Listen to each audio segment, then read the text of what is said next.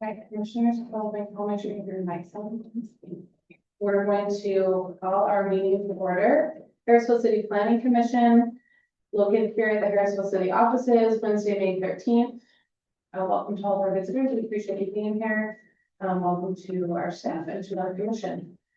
Okay, our first, second, please account right that. We do have an oath of office to conduct tonight for our new commissioner, who I have not met yet. So, Mark, I'm going to say your last name wrong. Would you like to come join us at the podium and see here? And should I bump it? Okay. We're going to rearrange the agenda a little bit, and we'll see if our new commissioner joins us this evening. Item number 3, we do need to go over our consent of our planning commission meetings, meeting minutes. It says February, but I believe it's March. We cancel. Oh, yes, we canceled the rest. Okay, but mine just says February, but it's March. My digital copy said March too. So I don't think we had to, just, yeah, okay. So from our March planning commission meeting, do we have any questions or concerns from the minutes before I entertain a motion to approve? I just had some clarity. Okay. So right there in the first sentence of the first paragraph where it says stated that legislation passed a bill, if you want legislature. Yes, Then the other one was the fourth paragraph of the second page. And where it started with nexted. Just, I think next to the, or something. Next to the commission. Or the commission. Thank you, that was all I know. Anything from our other commissioners? Okay, I will entertain a motion to approve. Anyone wants to make a motion? Oh, I don't. You want to make a motion? I want to make a motion to agree with you. Okay, great. And I get a second. I will second it. Thank you. All in favor? I Thank you. Okay.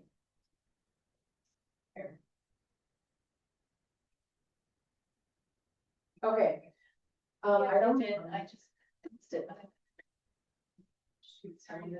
Are we okay to go just directly to opening our public hearing? Or do we need to? Do like a step.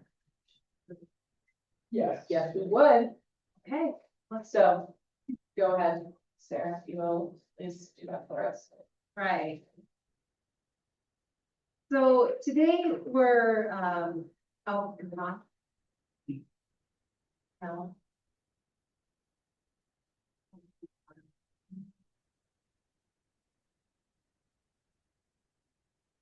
So I have a couple items on this ordinance today. One is looking at accessory dwelling units detached specifically. A couple of years ago, the state came out and said we had to have an internal accessory dwelling unit ordinance. And now they're coming out with a requirement for external accessory dwelling units. This is actually something we've been looking at for a while. Accessory dwelling units have not been allowed in Harrisville City. And at first we came along with allowing the internal, and we thought that allowing an external accessory dwelling unit would provide liberties and opportunities for residents that were not previously allowed, and help to facilitate more affordable housing options for residents, for their family, possibly for rentals, monthly rentals. And so that's what we've modeled this code for, is to allow dwelling units that were not previously allowed before. Now, in allowing accessory dwelling units, accessory dwelling units can be sometimes a nuisance to neighbors, and sometimes impact the infrastructure of Harrisville City, and therefore impacting the city as a whole. And that's why we've looked at how we can implement an accessory dwelling standard that allows for these accessory dwelling units, but make sure that we're not unnecessarily impacting the residents around these structures. So the framework we've come up with has been outlined, basically certain limitations on how many dwelling units, the size, the location, based on sometimes the size of the lot. We've mirrored what is currently allowed as an accessory dwelling structure in Harrisville City, so that the impact is very similar to what a resident would see currently allowed in code. So we're allowing for these accessory dwelling structures to be habitable spaces as long as they meet the standards of the city, and that as long as the infrastructure will allow for these structures to connect to the existing infrastructure. Are there any particular parts of the ordinance you want me to go over? I don't think I have any at the moment. I did try and read through it all carefully and took out of all the line items. Definitions, we haven't talked about this quite a bit, so. And so, yes, this is in response to the planning commission wanting to allow for something that is currently not allowed in Harrisville City, and allow for options and more latitude for our residents, but within the bounds that will protect the citizens as well, that are neighboring and maybe not participating in this. Could you go over the parking? Sure. I was a little confused because it almost sounded in one statement as if it requiring either cement or asphalt. And then I read in another that you could also have gravel, so. Yes, so, I understand the confusion. I should go on and talk about also, so two parts of this ordinance. We've got the ADU ordinance that talks about required parking, where there's either one or two additional parking spaces required. And then if you go into, in looking at this ordinance, we realized, one, we weren't compliant with state on our parking standards. And so we updated our land use code to be consistent with what the state requires. So it's just defining what a single parking space is and what a double parking space is. And that's where we get into the existing code that talks about concrete versus gravel and what's allowed. So we can look through that. So first, I'll go through just kind of from head to toe on the land use changes, what we proposed. And in that, you'll see the parking changes, and hopefully those will connect. And if not, ask me to come back and clarify. So in our current code, we have some language allowing extensions to existing homes that don't maintain the setbacks. And we felt that that was not a consistent rule that we'd like to have in our code. It was allowing expansions of existing homes to encroach upon setbacks that aren't allowed for new houses. And where we will probably see some expansion of homes for these ADUs, we didn't feel it was fair to allow that to go into the setbacks. So we eliminated that part of the code. So that's the blue you see crossed out there. The next was residential building size and design. We had a lot of language in the code about exactly what a house needs to look like and the size. And the state has passed legislation that says we really can't, as long as we're meeting the rest of the code, we can't really dictate exactly the size of homes without developing agreement that in our code, these are things that just aren't allowed. And so we've eliminated this section. And so the homeowners will have, or home builders will have more latitude in what they build, as long as they meet our zoning standards. Moving along, here's where we've got our existing parking regulation. It did say that the parking needed to be side by side, but state code last year said that tandem parking was allowed. So I took out the section that just says side by side. And then So side by side meaning this or like? we were requiring it to be side by side and not in tandem, but state code is saying that's not something we can regulate. And so tandem parking is allowed. But it is, our current code does say that the required parking must be located behind the front setback for the main building, and we can continue to have that requirement. That, you don't need to have a garage, but you do need to have, and this is where it says, and I emphasize that in this section too, required parking must be located behind the front setback required for the main building. Non-dwelling permitted uses shall locate the parking for the use on a hard surface of concrete or asphalt behind the front setback required for the main building unless otherwise stated in city ordinances. So that's where we get the concrete or asphalt for parking. But if you scroll further down in our existing code, it So if it's additional. there we go, Yeah. yeah. If it's located in the side yard, is either road-based gravel or hard surface material of concrete or asphalt. That's where we get the exception. And so it's the access that can be road-based or gravel, but the actual parking space must be concrete. Am I interpreting that correctly?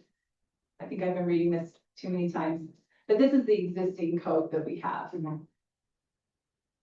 Okay, so that if I have people park my house, I have to have free asphalt. Yes, on the, Only, I think the intent of the code, and maybe we need to clarify the language, yeah. but the intent of the code is anything in front of the home, which in the setback of the home space should be concrete or asphalt.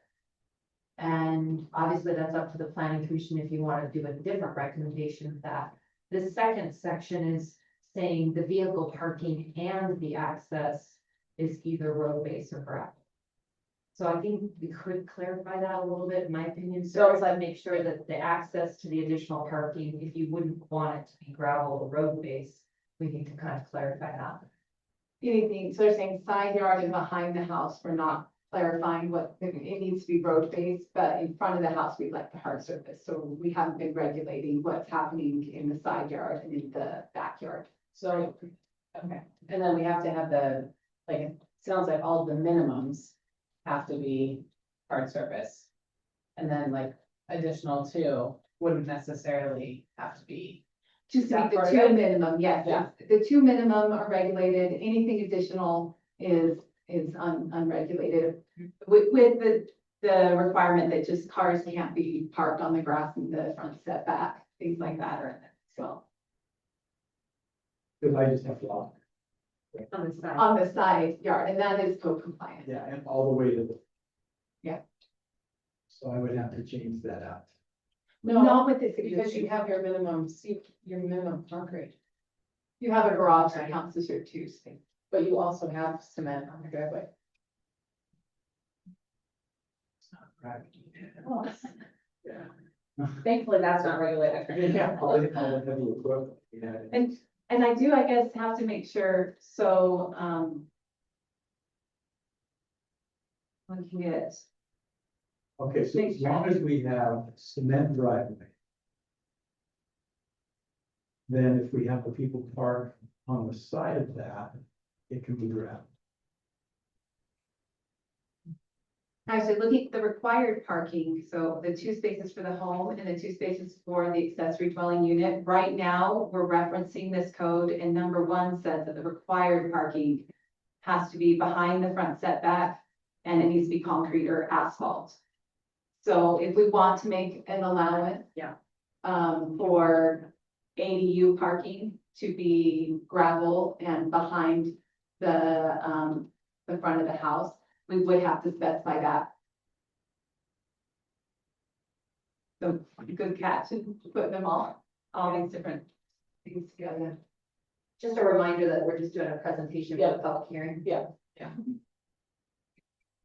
That's something, let's discuss that. And in that, Okay. we can continue to move along. And then continue on, yeah, we can keep going. This is all our current code. Number 2 is unchanged. Number 3 is unchanged. Number 4 continues until we get to part D. And this is what the state has required for, specifying, so before we just said you need to have a 2-car garage or 1-car garage, but we've had a lot of applications for development that have said, well, I've got if you put 2 Mini Coopers in here, it's a 2-car garage, you know, so, and they've said, the state has said we can't say they need to be bigger than this, that any space that's, 10 feet by 20, I'm sorry, 20 feet by 20 feet, or each 10 foot by 20 foot space constitutes 1 parking space. And so it gives dimensions of what constitutes a single parking space and a 2 parking space, whether it's confined or unconfined. And then we've added the garage doors. We've seen that be a problem where the garage doors are not adequate to actually get a car in or 2 cars in. So we've set minimum garage door sizes as well. So those are all the amendments we're proposing right now for the. Are we okay if we move to hearing? Yeah, come in here shortly. Any other questions from the commissioners? And I just want to address the email that was sent to us with regard, it seems to me the main concern is costs, additional costs, but from what I see, we are not, these changes with them are not any additional costs, just the standard permits that are required or any new addition, whatever the window is. So And then if you need a business license. I just wanted to clear that. Thank you. We appreciate all the information. We are going to, I will entertain a motion. I'm supposed to do that. To open the public hearing, we're going to be taking comments for and against ordinance 569 land use amendments. Would anyone of my fellow commissioners like to make a motion? Yeah, I motion that we open the public hearing to take comments for and against ordinance 569 land use. Yes. I say that. Well, thank you. We all said it. All in favor? Aye. Thank you. So who wants to be written from the independence? We can write in Commissioner Thomas. A hair. Okay, we want to remind you that there is a 3-minute comment limit, correct? So anyone is now open to address the commission, city staff with your comments. Come on up to the podium and please state your name and address. Name is Troy Price, address is 1572 North, 950 West. And my comment is for my home, I'd like to open an FFL business, which would allow and require people to actually show up at the home in person. The purpose of the business would be people can legally purchase firearms online, but they have to go through an FFL license to have it approved legally and take it up. I have you pause just for 1 minute, please. So we do have you on the agenda, correct me if I'm So this is not wrong. the same thing. Correct. Okay. This is something. So this right now specifically is a public hearing, that is going for ordinance 569 land use amendments. See, I thought this was the land use. And A then. conditional use permit, that was confusing, you're right. Yeah. We have you on the agenda and a couple of items for your conditional use permit for your home occupation. Okay. So if we'll just hang tight, we will specifically call you up for that. Thank you so much. I apologize, these things are confusing. They are.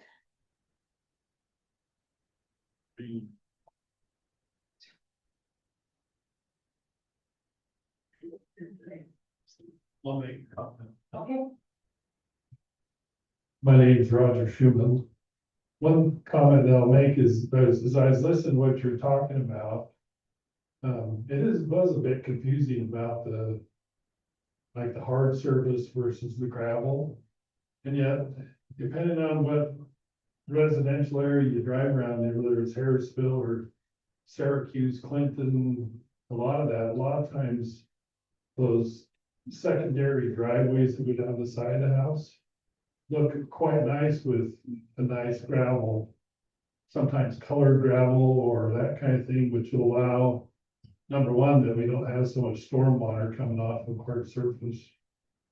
So keep that in mind as you look into that ordinance, but I would say I'm in favor of the ordinance that you're doing.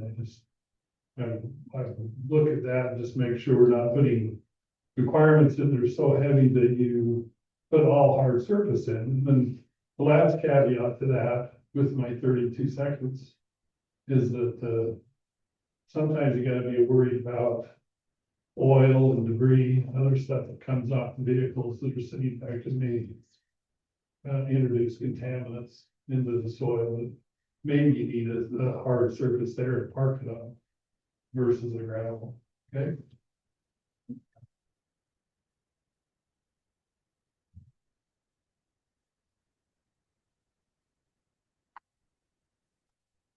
Can I say comment on this? I just from that. Oh, You can't after the public hearings.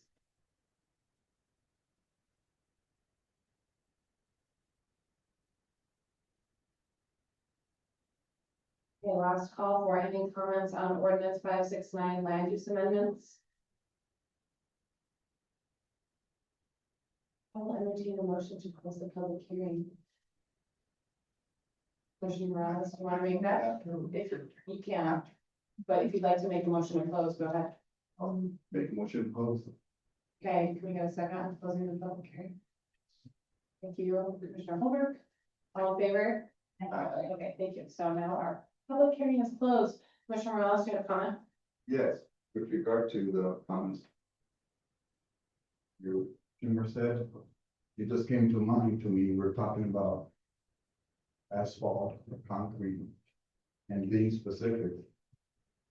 What if they use big stones or, would they go, we can't, you got any gravel or? That would be up to the commission. Yeah, that's a good question. But we'll put that on to, since we're going to revisit some of those parking regulations as well, so we can review that with staff and see what they would also make for recommendations for engineering and so on and so forth. So we can have that. Okay, item 5. We have a conditional use permit application. This is permit number 154 for Rachel McGravy Gray. I apologize if I pronounced your last name incorrectly. This is for home occupation license at approximately, not license, conditional use permit at approximately 1206 Georgia Avenue. If we can have our applicant come join us up here at the podium. And we do have a memo. Goes with the application. If you'd like to tell us a little bit about your pet sitting services that you are proposing.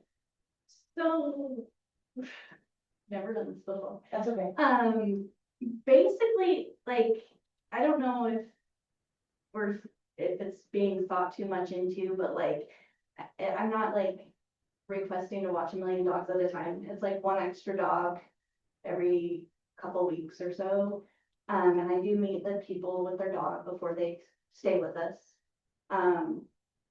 And make sure everybody gets along, make sure we get along, make sure we vibe with the owner. Our dogs get along with their dog, and people are maybe there maybe half an hour when we meet them. They'll be there for like half an hour, and then when they drop their dog off, they're maybe there for 10 minutes, if that. No, it's fine, thank you. Did we have any questions from commissioners before we review the staff recommendations? Just if you were able to review the application and recommendations. We do have a few items of specificity from staff in the response, so if we could have one of you review that, that would be fantastic, please. Sure, so we've gone through a few of these lately in Harrisville. And we're just going through the standard home occupation requirements, looking at this. This one in particular, we do not allow pet boarding as a conditional use. And there is a definition of pet boarding, so as long as we stay outside of that pet boarding designation, then there is more latitude for the commission to consider something like this. So pet boarding means overnight? Well, overnight, but also it's specific to the number of animals. Yes. So Number of animals and length of stay, I think, too, isn't it? Or Um, just number? just number of animals. It doesn't specify a length of stay, and this is just from, I think it's Weaver County, because we use Weaver County Animal Control Services, and so we adopted that into our code. So when you look at, these recommendations I'll go through, they're based on the conditional use guidelines and the home occupation guidelines, and then you can determine how you feel these apply or don't apply, and, what's best. So, I'll ask this time. So the applicant, my recommendations, the applicant should comply with the special regulations outlined in the code, and so those are, listed above that we've gone before. Customers parking in the applicant's driveway, and so for a pet sitting business to operate in the R110 zone, it cannot board more than 3 dogs or cats total on the property. So that's where we get the designation at any given time.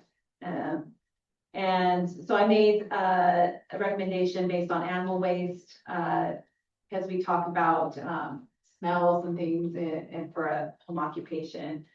One that may be difficult is for a home occupation, no more than 25% of the home may be used for pet sitting.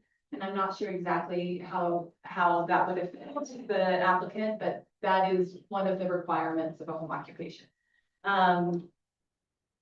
Also in our home occupation, and to see the hours of operation are 7 a.m. to 10 p.m. And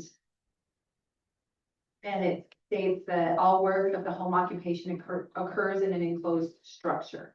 And I'm not sure how you would want to interpret that.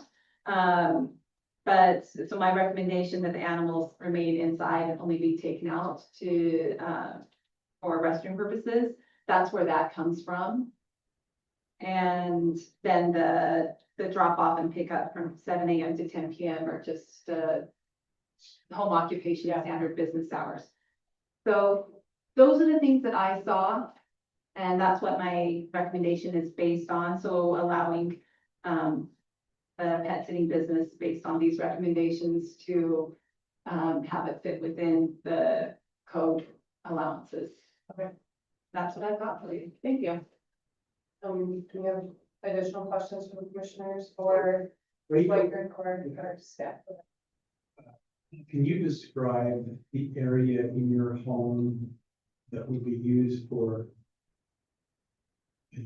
dogs? They're usually upstairs, with my dogs. Just anywhere in the house? Not, Well, we have like blocked off areas, like they're not allowed in certain rooms upstairs, they're allowed in the living room, not allowed in part of the kitchen. They can go down the stairs by the front door. But I don't know. I feel like, even limiting the amount of animals there kind of naturally takes care of item 5. I don't know how the rest of you feel, but you know, where you can't have 3 animals and 10 rooms in a house at one time. That doesn't work. It's the math points there. or one particular room that's designated as, Yeah. as opposed to well-being 3 in the house. And how many pets do you have right now? I have 2 dogs. So that doesn't count into the, It does count in the total. For the total. Yeah. or So she couldn't have 3 additional. Just one addition. Yeah. Total of 3. I have a question. So wouldn't you want animals to get some fresh air and like be outside longer than a quick potty break? So I'm just looking at the code specifically. How you guys want to apply it would be up to you. It's just the nuisance to the neighbors is the concern of the code for conditional use, is how that would affect the neighboring properties. And so how you want to apply that would be up to you. Taking it on a walk, a dog on a walk. would be Perfectly fine. You know, you just don't want barking at the neighbors in the backyard. Right, we wouldn't want them unsupervised outside for like 6 hours, but I'm just wondering if we need to state that in the recommendations, or if. What do we think? Is this how it's written in the county code? Or you were saying, you referenced something specific from Weaver County code about indoor outdoor Oh, that is actually from the indoor is just our home occupation. Okay, thank you. Rules, and so where this is a little bit different of a home occupation, that's where I'm getting that from. Okay. So in the recommendations, if you want to have something about no unsupervised time outside, or however you want to accommodate it, or how you feel it meets the intent of the code. I'm pretty sure you wouldn't just open the door, let the dogs out and just have them just, yeah. Like my dogs have a doggy door. Yeah. So they can go in and out. And Right. they do get excited and take off and run. And I'm like, you guys are get in the house. You're not gonna be out there barking, and they usually listen, or I have to go out and drag them in. But I mean, if that's the rule for the dog that's staying, well, you know, he can stay or they can stay in the house with them, and you know, I don't have any problem following the rules. You'd be requiring the vaccination records. They're supposed to be vaccinated, because it's like through an app, but like now that I'm applying, because I didn't know this was a thing originally. So I have watched dogs before and like through this app, and they actually are required to be vaccinated, but some people, yeah. But now that like this is more serious, yeah, I would definitely want to see that, get copies, you know, all that. Just to make sure if anything happens, which I've never had a dog escape besides my little crazy one. But no, like I watch them. Like, you're not my dog, I have to keep a better eye. Would we want to, I don't know, this is really just a question for the commission. We wanted to say something about that they shouldn't be outside for more than 30 minutes unsupervised at a time? Not meaning, you know, like if they're there for 10 hours, not saying only want 30 minutes. I mean, anytime they go outside. I don't know. What do we think? Because you're all fenced. Yes. Yeah, I looked at a picture of the property earlier. Because some dogs like to go outside and do their business and be back inside in 3 minutes, and others are different. So we want her to have some flexibility, but also respecting the neighbors. Tell me what your expectations were of having the dogs in the house versus having them outside. I'm sure some of that's because of the weather. So with the routine that you have with your own dogs, they just can They just go out whenever they want to. They can, you know, when they want to. When it's raining, I'm kind of like, don't go play in the mud, because they drag it all over the house. But yeah, if it's a nice day, if it's super hot, that's another thing. I'm like, you guys are not, you just, no, just in the house now. But usually like they just kind of hang out and go do their business, come in, lay back down, whatever. And I'm planning on, like, I don't know if I'm sure you guys saw the plan. I want to put another fence up so they can't even get by the sidewalk, because I know that was a problem. So that was my idea, to put another fence so they can't even get this direction. Yeah. Because that's all fenced already, but we're just gonna put an additional like, fence. So this whole section is. Yes. And then you're proposing that you would fence. I would fence that, yeah. So there would just be additional like fence, right? Yeah. And then your closest neighbor then is right through the trees. Yeah, this one, and then, Okay. yeah, they're, Do they have dogs as well? no, the guy across the street does. This way. Yeah, Have they, have any of your neighbors complained about your dogs? not to my face, no. But they have Apparently, to the city or just other Yes. neighbors? apparently to the city. Okay. Would you say that your dogs bark excessively? No more than the neighbor's dog. You know, I mean, they get excited because they're like, oh, someone's walking by, you know, and they go out to the fence and bark, and then they come back in, and the neighbor's dog does the same thing. Like, they do what dogs do. They're like, hey, friends, want to be my friend? And apparently people don't like that. They're little dogs too. They're not like huge or. Okay. Do we think that we're at a point where we can? Make a decision on this permit, or do we need to table it? Do we have any other questions? I mean, whether we approve it, right, I mean, bottom line, if you do get complaints or anything, it's separate from this, I would say, right? Yeah, we're not the ones who take the It's complaints. like if your neighbors start complaining or something, whether we give them permission or not, they can still. So the way the process would work is once we issue the conditional use permit, if we received a number of complaints from the neighbors, then we have to bring it back to this body. And we have to revisit whatever the complaint is. So if it was barking outside for too long or something like that, then we would have to revisit the conditional use. You do. Are you home all day? Yeah, I actually have an at-home job. Okay. I like the idea of being a little more liberal in terms of allowing time outside. And I'm comfortable, so when you let your dogs out, they just kind of go out when they want to, and then they come back and go, you don't really supervise that much, is that what I Yeah, understand? you're saying unless there's weather and other. Yeah, because like, there are dogs, so I'm not really worried, because I know how they are, you know, I'm not worried they're gonna escape, I'm not worried they're gonna, you know, they do go out and bark, but it's not like 3 o'clock in the morning. It's during the day, they'll be like, oh, wait, the kids are getting off the bus, let's go bark at them. And it's like, no. Then I have to go, oh, come on. And then they're like, well, we were just saying hi, you know. Okay, so if, half hour unsupervised, no more than half hour, if you start to hear excessive barking, whatever, pull the dogs in, what do we do? I'm fine with that.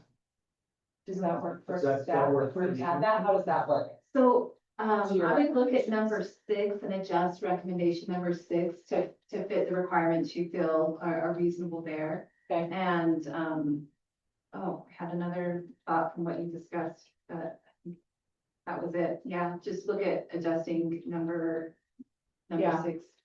So can we put that in our motion, so we don't have to revisit the whole thing, that it just says with Yeah, in addition with- to. To replace item 6 Yeah. with whatever you'd like. Yeah. And the other item was if you want to include that secondary fence as a requirement, or however you want to I don't address think either, I that. think there's Okay. a discretion of the homeowner, because you Okay. already have a fence, Um, so that would be up to your preference. Yeah, so you can replace item number 6, Okay. and you don't have to necessarily read everything, but you would want to be specific Okay. on number 6, and then if there are any other additional items, you can add 8, 9, 10, Okay. any other specifications. So if we do, entertain a motion to, if we grant the motion with the, item number 6 substitution, do we need to add anything else? I just have one Okay. question for you. Do you have a size restriction for your staff personally on what size of dog? You're not gonna get anything bigger. That's why I like to meet them first, just to make sure that I can control them or handle them. Cause I used to have a very large dog so I kind of know how to handle them, but at the same time, I'm like, I want to know that I can handle you in case anything weird happens.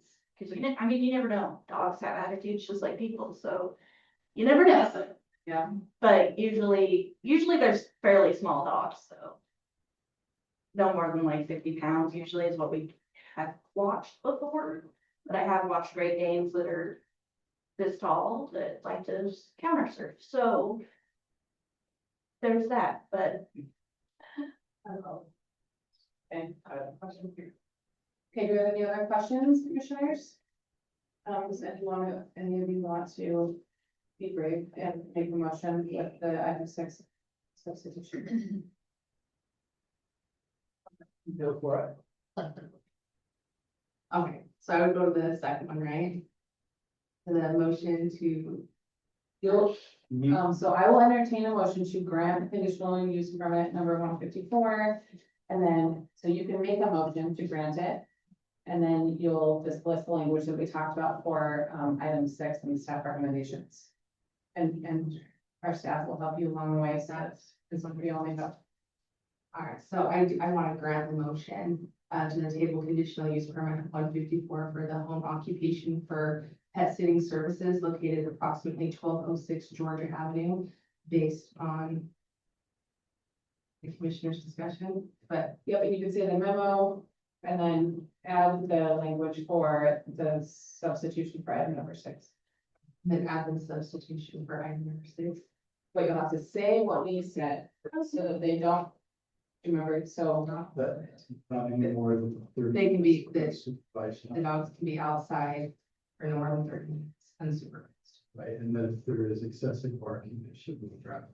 And then if there is excessive barking, she will go out and bring the dogs in. Okay, can I get a second? I second. All in favor? Aye. Thank you. Okay, fun.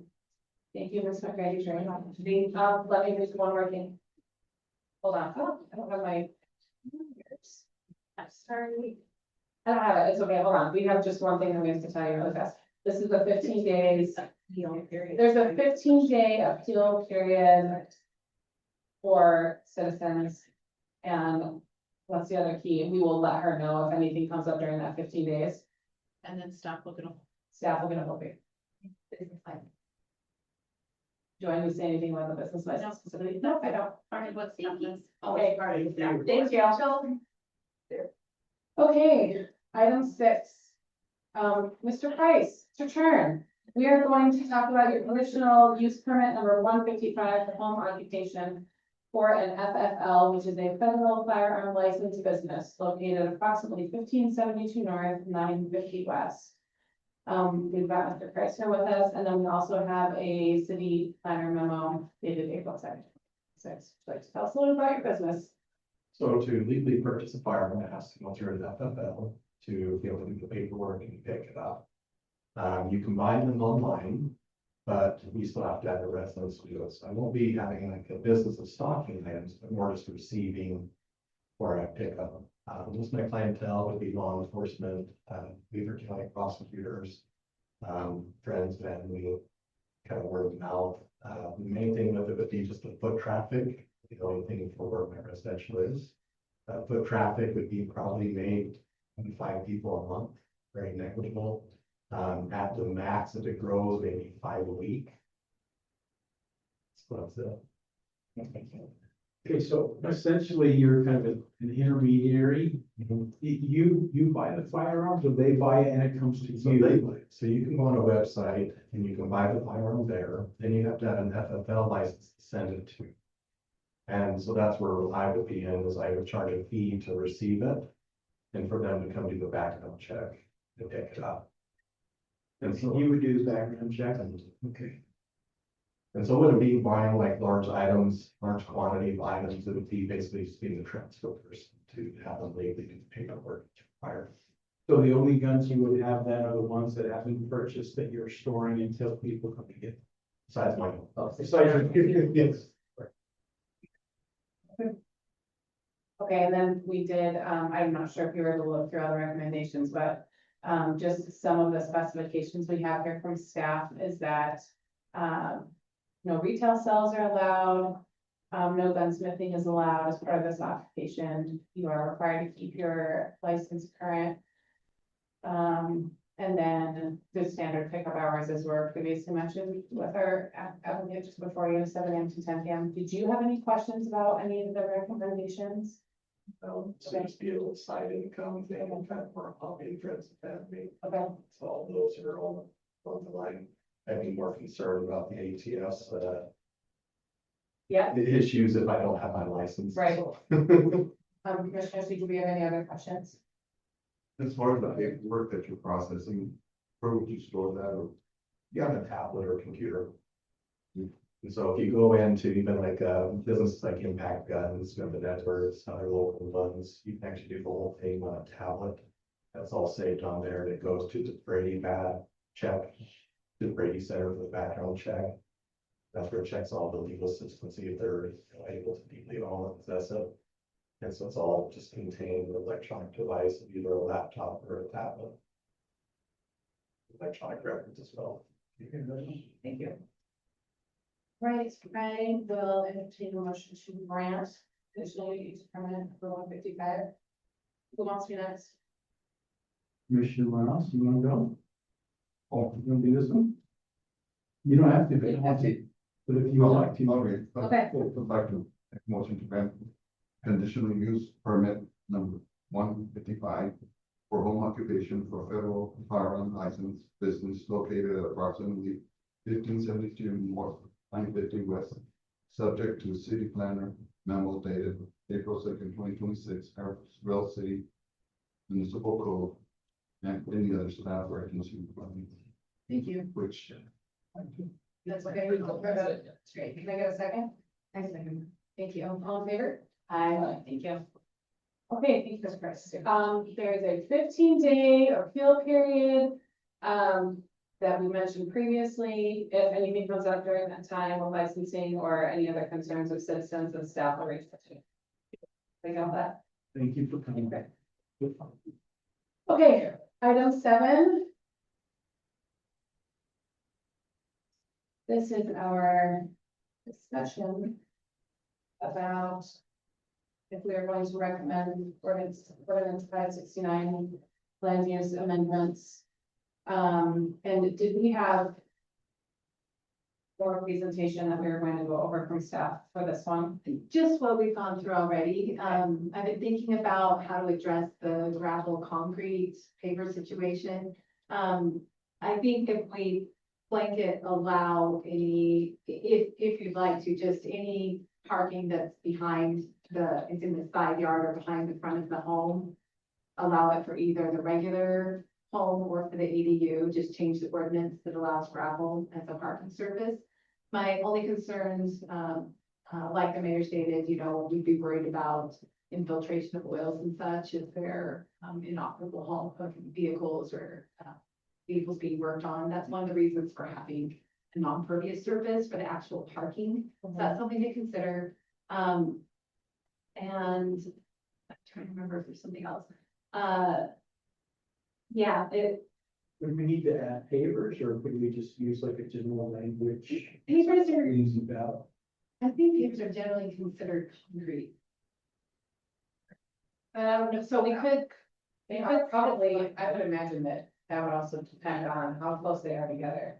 Like if someone has gravel, it's like the length of this table and they've got 2 pavers, that's not a hard to. and all right, remember the other thing, for Swift, we wouldn't want gravel going all the way to the street on the primary access. Because we don't want mud being trapped into our system, so that would be a reason to at least have the first portion that is the entrance in front of the house be a non-pervious hard surface, so they go from that gravel and then kick off some of the dirt where they get onto the streets. Okay, I like that. So do we need to, if we want to rewrite some of those sections, would it be better to table this until next time? So we can actually like see language and have clarifications, or is that something that is, because we're just. I think it's up to you, but I think that's something that we could easily add in the motion, even with language, especially because we like the parking adjusted to accept gravel surfaces behind the front of the building. So we worked out with staff. Okay, So as a response to the pavers, our definitions in our land use code define a hard surface means a concrete, asphalt surface, brick, stone, or similar surface. great. Thank you for looking that up.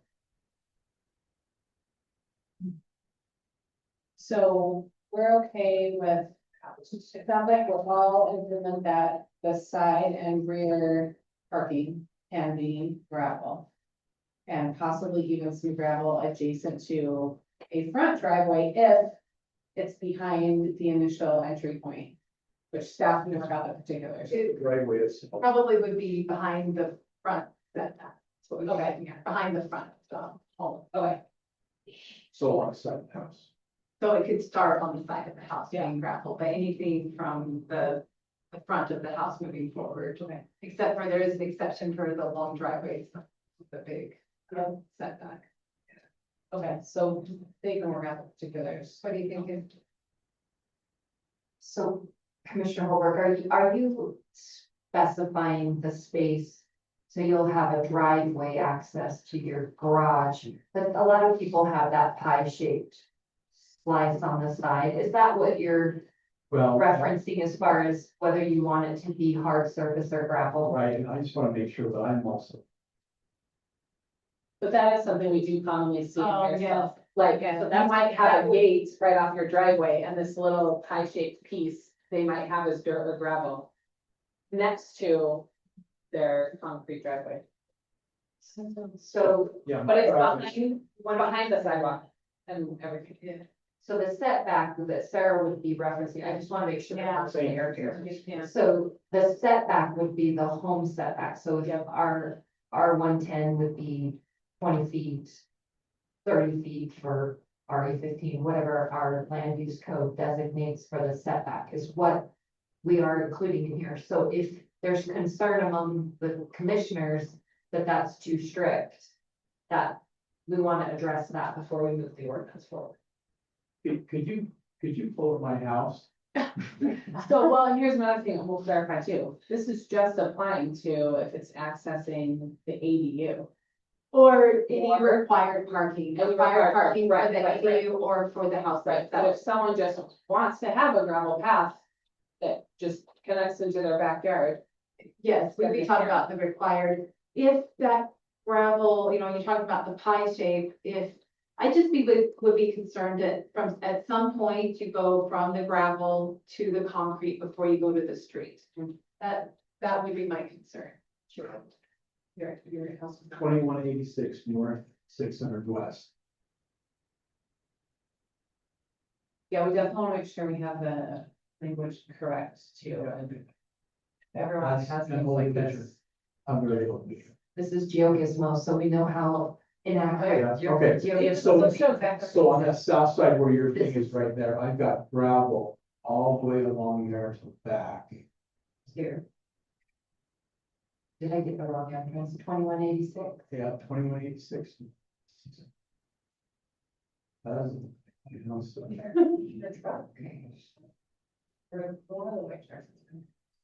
Although that's right there, yeah. And so on the south side, it's all gravel, and I've got an 11-foot area from the end of my garage to the border of the property, and it runs from the back side all the way to the side. So this, I think, is the space up for discussion here with the commissioners, so we do need more input than one commissioner recommendation for this, so if you all are in agreement that something like gravel could be acceptable in this space, we want to make sure that we're clear with our recommendation to the city council. Or you can leave it up to the city council to make that decision, they are the legislative body. So, and I'm thinking too, like across the street from you. We've got that old gravel area before one of your neighbor's garages, well, they have it paved now. Directly across to the west. It's still gravel, right? Yeah, they have their cement right. They do, And going And it into has- that, where they park their trailer. it's all gravel. So I'm just thinking of, these are just two examples that are near here, but then so many others that we have. I'm just trying to think if there's been any And the house. like problems and like I totally understand what you're saying. What do the rest of the commissioners think about? I have mixed feelings about gravel because some people are really great and tidy with their gravel. Others aren't, and it's all over the road all the time. So it's, I mean, we have quite a range in Harrisville. I agree with the, we, Cheryl was saying about the concrete Yeah. part. Oh. So for the main area leading up to the garage, have it be concrete or asphalt. But I'm fine with the gravel. Like you have your main concrete in front of your garage. And then the side is where our covered parking is, we have gravel under that covered parking, but our main driveway is solid concrete. Yeah. So if you did want to have gravel further, you need to have some transition piece potentially of something solid, is that what? Am I getting that correct?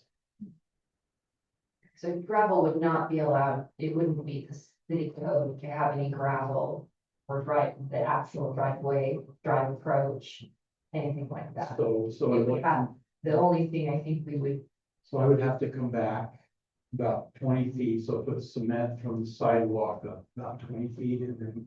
Asphalt and paver. if we were to adopt the code as it's written. As it's written. And you said front setback, right? So it doesn't need to be the back of the house, it could be the front of the house, the front edge. Yes. Yeah, I'm just using my house as an example. It's This is. My picture. The damage, so I've just been doing a lot of transportation utility fees and seeing what causes most damage on our city streets. Gravel on the streets is really detrimental, so that is one reason. If it was like an occasional use. Yeah. But for your primary required parking, because that's what I'd be worried about, if someone's going in and out on that gravel a lot. Every day, every trip, that really adds up in damage, that's my concern. Yeah, and I hear exactly what you're saying.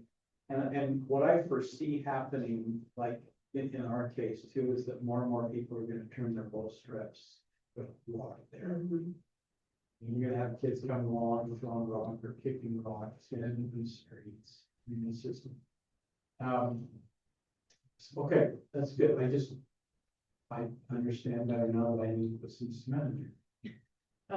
Commissioner Thomas, were you gonna say something? No, I think, yeah, that's just valid, sorry, that makes sense, as long as we avoid that. Yeah, you know. Gravel on the back, it's not gonna be talking about. Okay. No, Do you have any other questions or comments on the ordinance or entertainment motion to? And I just wanted to clarify, currently, I do believe the parking pad has to be a non-pervious surface. Right, the required parking Yeah, pad, let's double check that. Thank you for bringing that. because that might be, the current code that I didn't change. I think it says you can have access on gravel, but the actual required parking has to be on a non-pervious surface. Okay. And if you want to change that any required parking that's located behind the front setback can be gravel, and I think it's important also to add some specifications. You can just say structural gravel or whatever meets engineering requirements so that it's not a dusting of gravel. You don't just have mud ruts. We don't want the mud in the storms.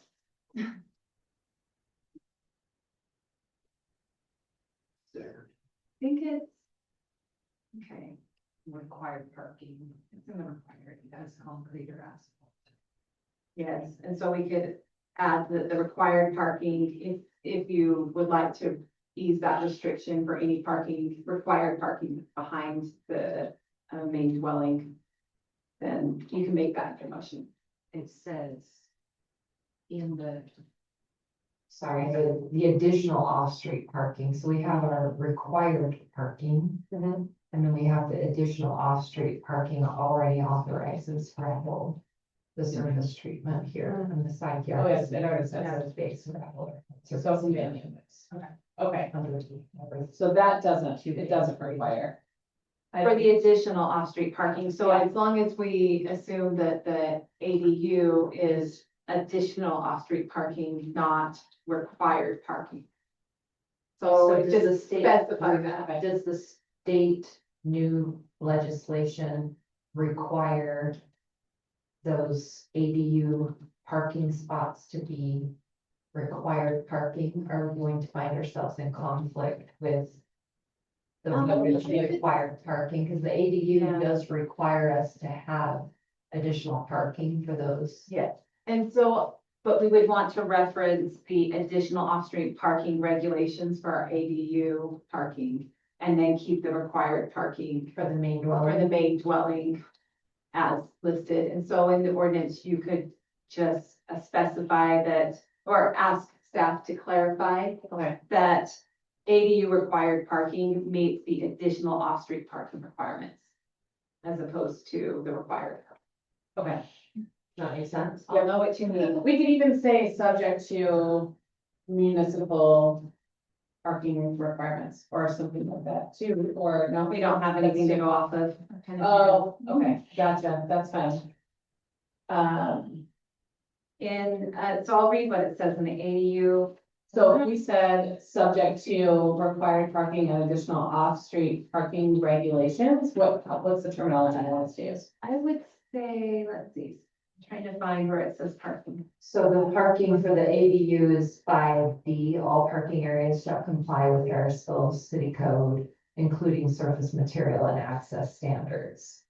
So that's where the part, if I understand where you're going with the ADU question and parking, it's referencing our current code, which Sarah has updated. Yeah, so we specify number, it doesn't say which part of that code, it references all of the parking regulations, but if we just add a number 2 on D, parking, and said 119040, number 2, then, it would follow. Well, but it does have to follow the rest of it too. So if we said to comply with, Oh, the additional off-street parking of section. That would work. So including surface material and access standards and off-street, additional off-street parking. That would be very specific language where we're referencing this code in our ADU ordinance. Okay, we probably need to say it both, the additional off-street parking. Oh, I see what you mean, yeah, okay, yeah. okay, so Can you, one more time for the group, please. We're going to say to comply with. Are we going to start with additional off-street parking? Like what's the best order to say it in so we get all of the components that we need to in the motion? We'll wordsmith it, Okay. you put it, you state in your recommendation the intent of what you want it to be. And Okay. then we'll make sure the code says the intent of what you want. Okay, Then when it goes to county commission, they can verify that. The council, sorry. that's fine. Do we have promoting your thing. It's awesome. who wants to make a I'll motion do to that. recommend this adoption? It's like, Okay, you're going to push it over? Yes. Okay, go ahead. Take it. I motion that we recommend adopting ordinance 569 land use amendment. And in relation to parking, that, The additional off-street parking service materials. yeah, that in the front of the house, we have cement. And that's a non-permeable surface. And that we also have that to the setback on the side of the house. And then beyond that setback, we're allowing for gravel to be placed there. And this is all subject to current Harrisville code 11.09.04.2.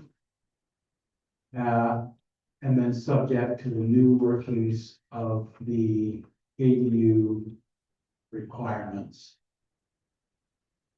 Is that enough on did we cover enough things?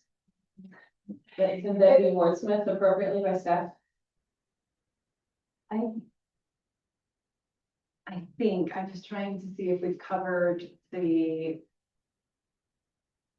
I would say all the parking regulations, or the required parking. So maybe just say including. All the regulations. You did, Harrisville code right. and this draft Mhm. for parking. You want me to say anything? I would just say required ADU parking is subject to Required ADU parking is subject to additional off-street parking and Additional. not street parking parking, required parking. required. Yeah, that would be the phrase I need. Can I get a second? I'll think of that. Thank you, all in favor? Great, thank you, everyone. Thanks for being patient with us. It's not visualizing. If we need to make adjustments, at our June meeting to be more in compliance, we can do that too. Like if there's anything else that we need to do, just let us know. Okay, item 8, public comments. Do we have anyone here that wants to make public comments? Mr. Mayor, did you have anything else you needed to address with the commission? Just, so I just came to see what how you're doing with it. Glad you're How the higher health's working out. Okay, Oh, that's good. We're glad to have you. with absence of additional public comments, we're gonna move into commission and staff follow-up. Do we have anything that we need to follow up specifically from any of you? No, I was just gonna turn off my mic. I I just can't figure out how. Yeah. Well, I guess possibly the next ordinance that we're looking at would be we've done the residential, basically kind of reworking the residential affordable housing ordinance, and now we want to look at our mixed use code a little more carefully, add more design standards like we did for the residential. So that we have a little more framework and clarity when developers come in and want to develop in our mixed use areas. And I do have one as well, the new water wise recommendations coming down from Weaver Basin Water, and also the state has encouraged us to update our landscaping code specifically related to commercial properties or municipal properties. And then also we received a presentation last evening from Weaver Basin Water. If we participate in certain programs by adopting, if we adopt certain regulations in our code, it makes our residents eligible to participate in their rebate programs. Okay. So staff will be working through, this is new information for Sarah too. Because it's Happy to help. hot off the press. Okay. We'll be working through some things to bring forward to this body for recommendation to the city council. Any other questions or concerns from commissioners? Okay. I will make a motion to adjourn. I don't, do I have to get a second? I don't have to get a second for adjourning, do I? Still second. Third. All in favor? Aye. Great, thank you, we're adjourned. So we're Yep. here.